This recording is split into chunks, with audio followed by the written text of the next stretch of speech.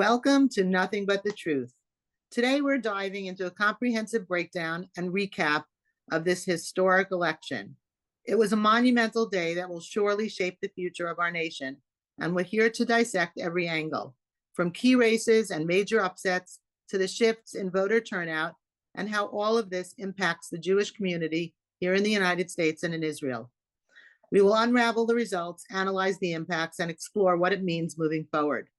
This is Nothing But the Truth with Trudy Stern, where we go beyond the headlines and get to the core of what matters most. I'm thrilled to be joined by my good friend and one of the top minds in Republican strategy, Arie Lipnick. Arie is a veteran political strategist and prominent pro-Israel activist who has played a crucial role in shaping GOP messaging and electoral tactics over the past decade. Arie has dedicated years to shaping U.S. policy discussions around Israel and the Middle East, and he is recognized for his deep understanding of American politics. Arie has a unique insider's perspective on what happened behind the scenes of this historic election, how the strategy evolved, and what it all means for the future of America, Israel, and the world. Arie, welcome to Nothing But the Truth, and thank you for joining us to help unpack this watershed moment. No, I'm very excited to be here. I hear that you were in Palm Beach for the results and the watch party with now President-elect Trump. So tell us what it was like. Walk us through. What was the mood? What was the feeling there? At what point did you know that that he was actually going to be elected?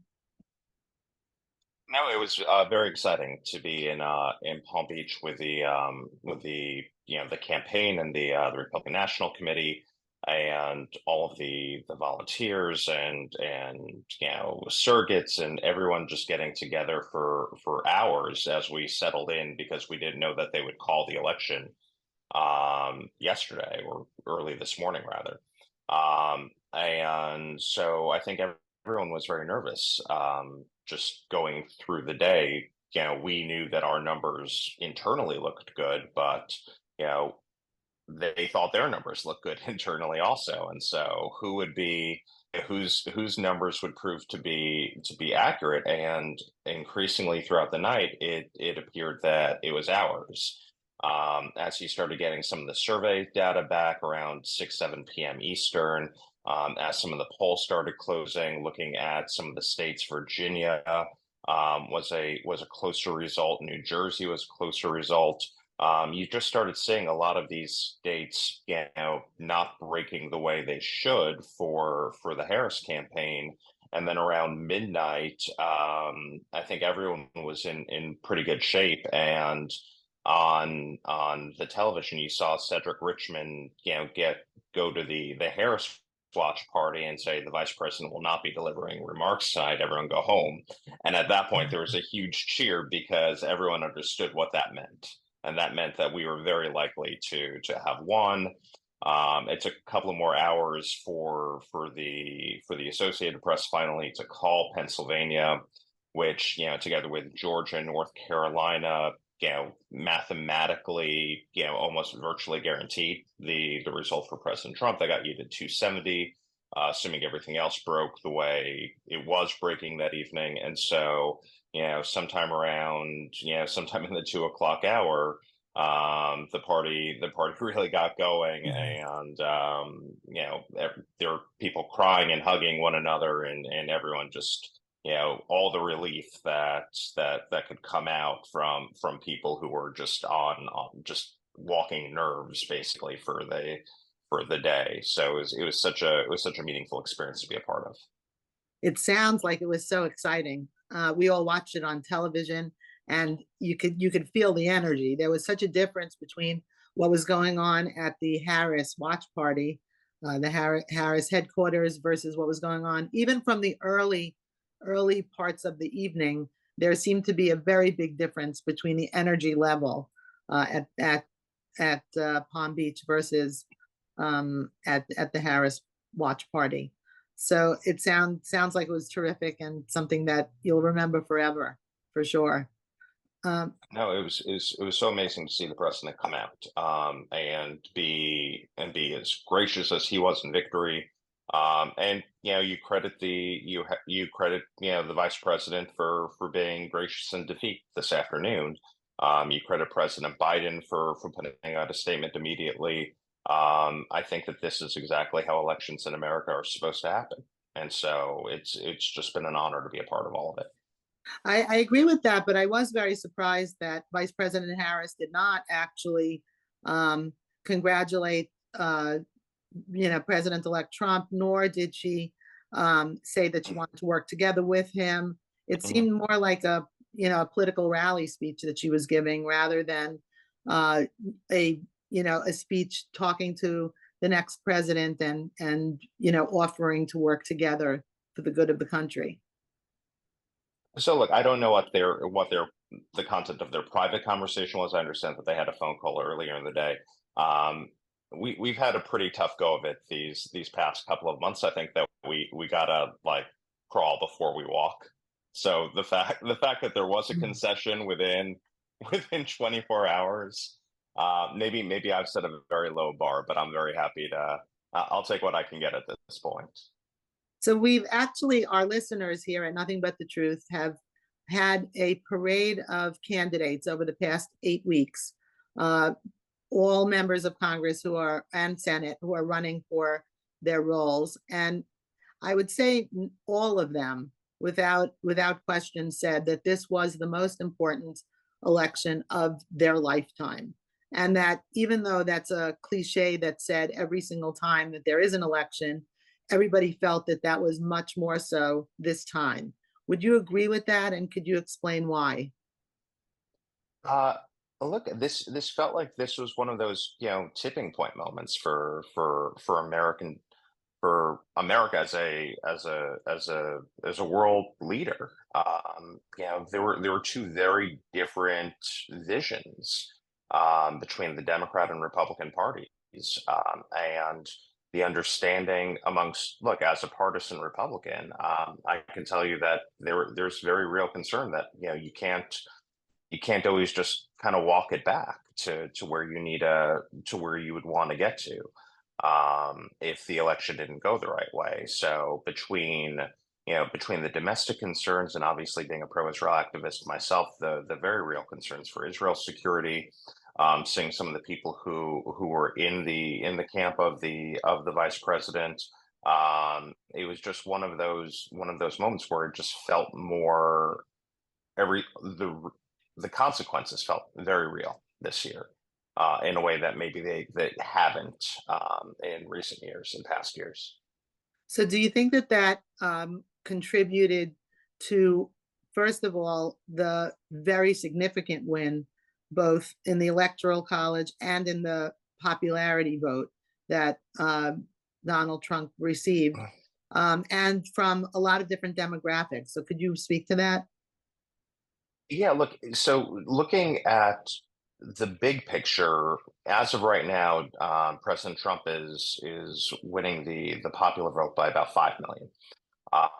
Now that number is going to probably close a little bit as you finish counting a lot of Democrat votes in California, but he's still very much on track to win the popular vote. And if I told you 4 years ago that Donald Trump would win the popular vote in 2024, I don't know that and that's not the same thing as like could he win the presidency? Absolutely, but that's a factor of the electoral college. To see the outpouring of support across every major demographic group. There's not a single state in which Kamala Harris performed better than Joe Biden did 4 years ago, and that should really tell you about how how American voters were viewing the consequences of this election, vis-a-vis the past 4 years. The idea that whether it's the economy, whether it's American foreign policy, that they just wanted to see a very real shift, and in record numbers in some cases, amongst Hispanic voters. President Trump is likely to eclipse George W. Bush's 44% um, win amongst Hispanic voters. In New York, we're still trying to unpack some of that data, but early, exit polls suggest that he won upwards of 50% of the Jewish vote in New York State.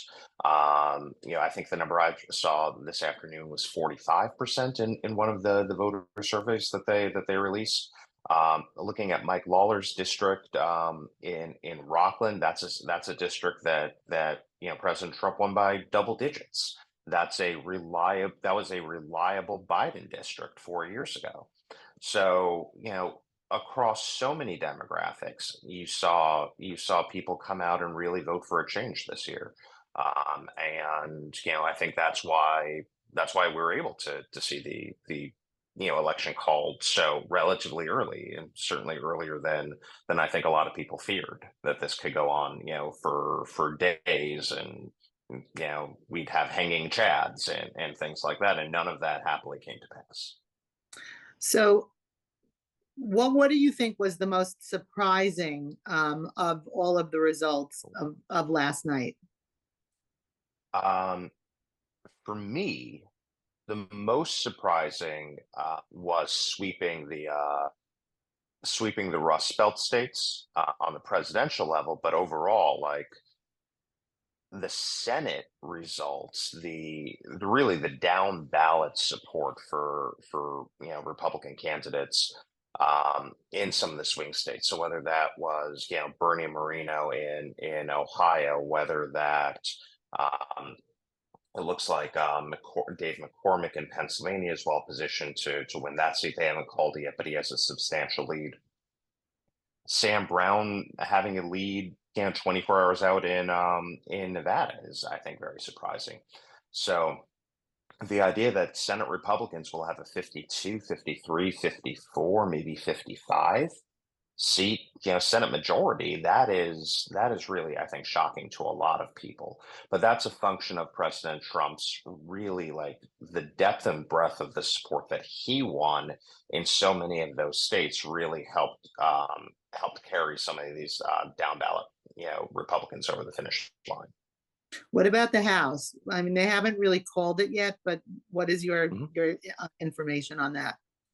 So I think that there's a lot of confidence amongst Republicans that there will be a Republican House majority in the next Congress. The results that they've called so far, and the ones that my understanding is that they're likely to call in the next several hours. Right now, puts Republicans at around 211 seats. You need 218 to have a House majority. There's about 24 seats beyond those that are either too close to call, or we just don't have enough data yet. Arizona and California in particular are notoriously slow about counting their ballots. Some of those districts have 50, 60% of the vote in right now. We're not going to know those from anywhere from a couple of days to, in the case of some of these California districts, potentially, till Thanksgiving.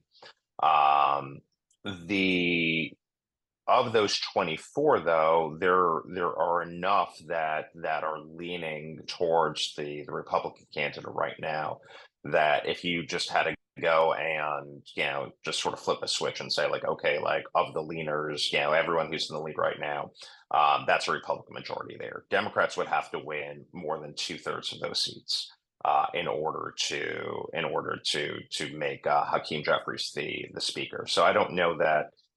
I can't say it's impossible at this point, but I think that there's a fair amount of confidence amongst Republicans that Mike Johnson will be the next speaker. So, for those of you who are joining late, you're listening to Trudy Stern with Nothing But the Truth, and we have political strategist Arie Lipnick with us unpacking the results of the election. So, Arie, would you say that there was a very unusual or different voter turnout than we've seen in the past? And what do you attribute that to, if so? Yeah, look, I mean, I think that the demographic that both campaigns were very interested in engaging this year was what you would call low and no propensity voters. So, which is to say that, voters who don't vote in 4 out of 4 or 3 out of 4 elections, voters will vote in 1 out of 4 or 0 out of 4 elections. And looking at the efforts that were really made to engage those voters, some of those are, young males, some of those are college age students. President Trump and Senator Vance, both doing a 3 hour block on Joe Rogan's podcast as an example, was, I think, something that was fairly surprising to a lot of folks, that they would spend that time doing that. But I think the results actually speak to the wisdom of that. The Gen Z vote, where the New York Times, I think a week or two ago, was projecting a 20-point Harris victory, was actually really, I think it was 12 or 13 points amongst Gen Z voters last I checked.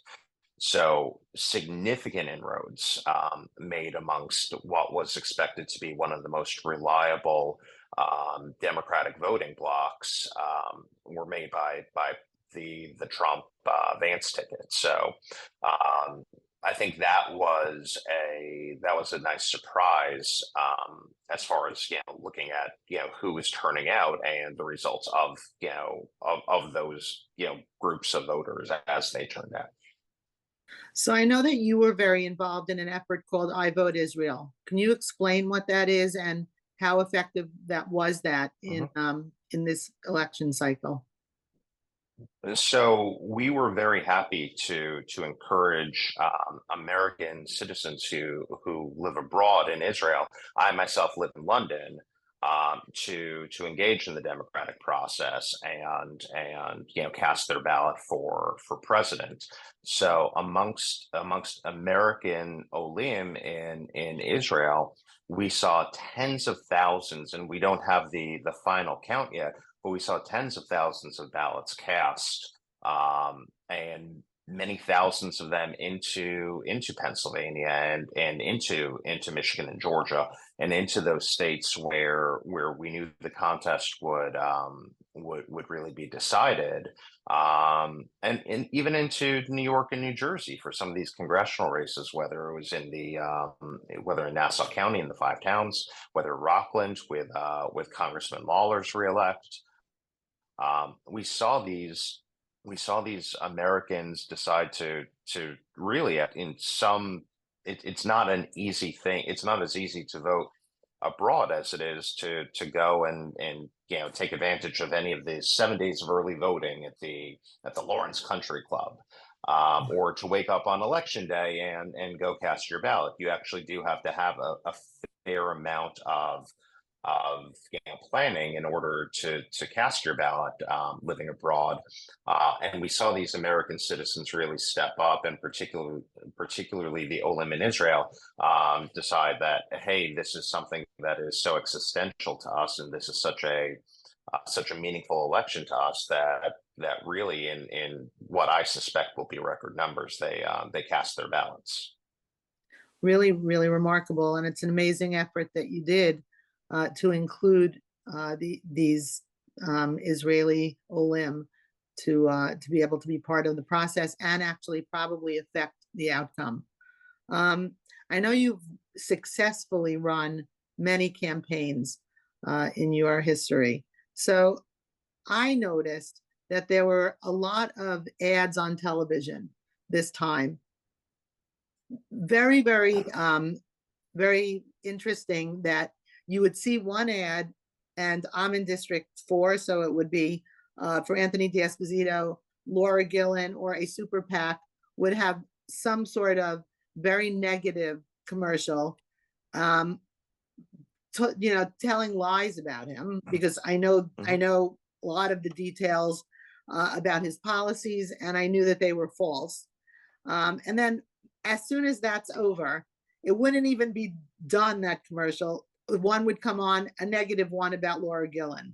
So I wanted to know, what did you think about the effectiveness of these commercials? Was that even, they're so expensive. These races have become incredibly expensive. and we know ads on television for sure adds to add to that. Um, do you think those were effective? I think that look, we're talking politics, American politics, and particularly federal elections. I mean, these are tens of billions of dollars that are being spent in order to on both sides to in order to achieve victory. So the I I view these as a function of name ID. When you do a positive ad for your candidate, it just helps voters to better, it helps to define your candidate. And when you do negative ads against against an opponent, then you're trying to define them. And really, it's just a function of name ID. So how effective these are, I think, goes to you as a voter, do you as a consumer of these ads, do you believe them or not? But ultimately, the strategy behind them is just of defining your candidate positively and defining your opponent negatively, such that when you go and vote, that's the you know whether it's subliminal, but certainly the psychological impact of that.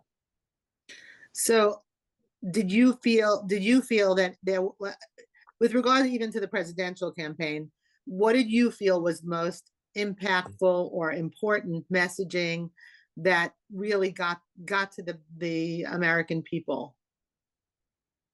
I think that President Trump, to his very real credit, delivered a message based on these are the things that I've done in the past. These are the things that I will do as president. The slogans, the signs everywhere in the campaign were Donald Trump will fix it.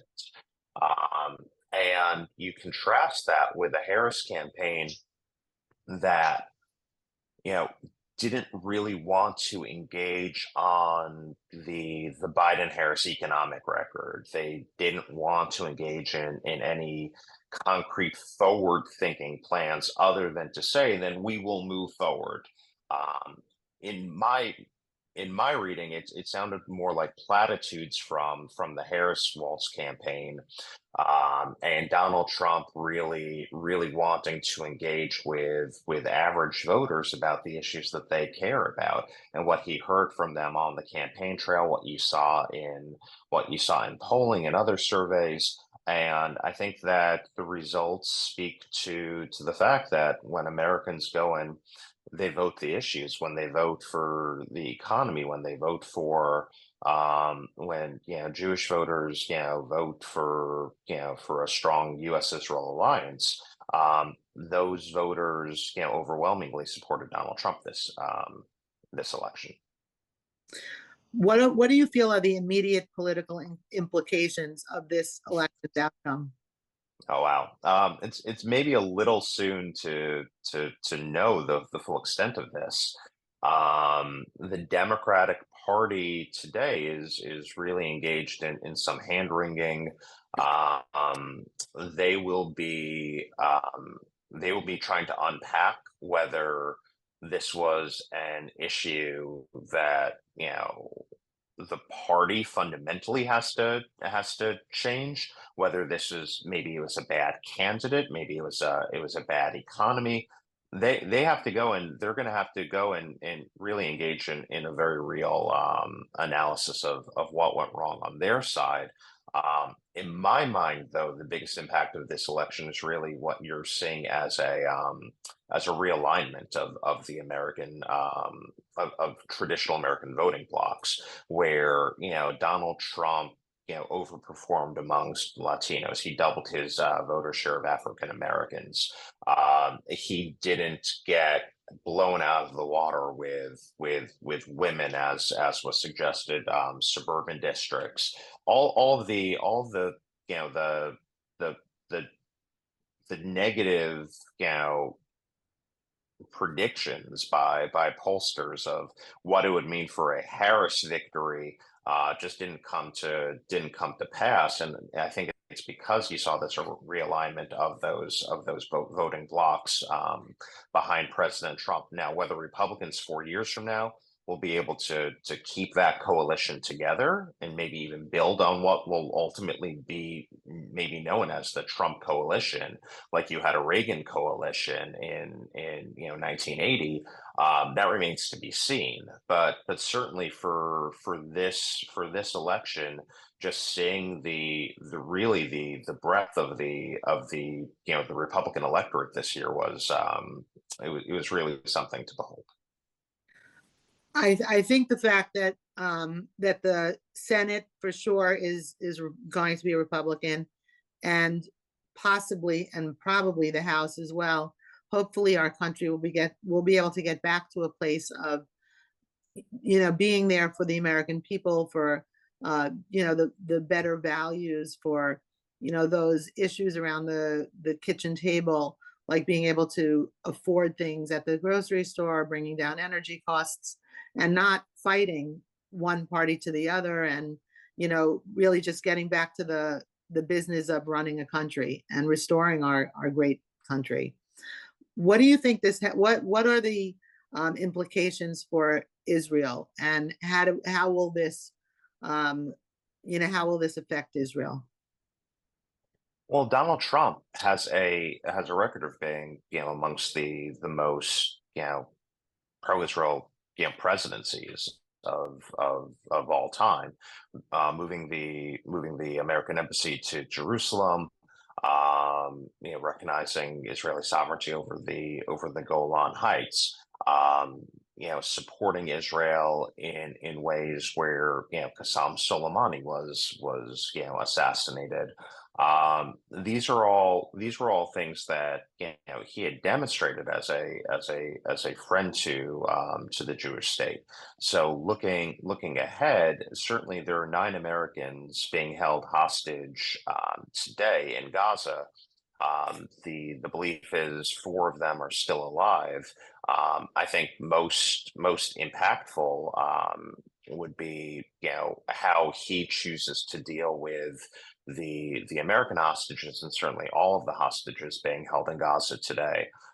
How that would be maybe a different approach than the Biden administration, which seemed to be a little more passive in trying to secure their release. I would expect President Trump to be a little more forceful in prioritizing that as a day one issue. Well, I am very optimistic. You've given our listeners a lot of good things to think about, and hopefully a good a good path forward, and hopefully here at home also. I am hoping that with a Republican-led Senate, maybe the issue of the Anti-Semitism Awareness Act can come to that, come to the Senate. Things that Schumer has blocked and has not really brought to the floor. So maybe we'll see some real change here as well on the college campuses, and the anti-Semitism being somewhat, curtailed and stopped across our cities. So I'll say that right now they're in the Congress is in a lame duck session. Starting next week, all of the current members of Congress return to Washington for around 6 weeks or so. There's some votes they have to take. One of them is on the National Defense Authorization or reauthorization. So Senator Schumer still has time to do the right thing and schedule a vote on the Anti-Semitism Awareness Act, which passed the House with more than 300 bipartisan votes. He still has an opportunity over the next 6 weeks to get that done. And so we don't have to start from scratch in the next Congress. And certainly, I would hope that your listeners, when they hear this, that they would reach out to Senator Schumer's office and encourage him to schedule a vote on the Anti-Semitism Awareness Act. Yes, I think that would be a great idea. Well, that wraps up today's episode of Nothing But the Truth. I want to extend a huge thank you to Arie Lipnick for joining us today and sharing such insightful perspectives. It's always a pleasure to hear from those who are shaping the future, and Arie's thoughts certainly were there. We look forward to having you back on our show to give us more insights as this new administration unfolds. As always, we appreciate you tuning in. I'm Trudy Stern, and be sure to join me each week for a new episode of Nothing But the Truth, Thursday nights at 9:30 p.m. Until next time, keep seeking the truth, and remember, there is always more to the story.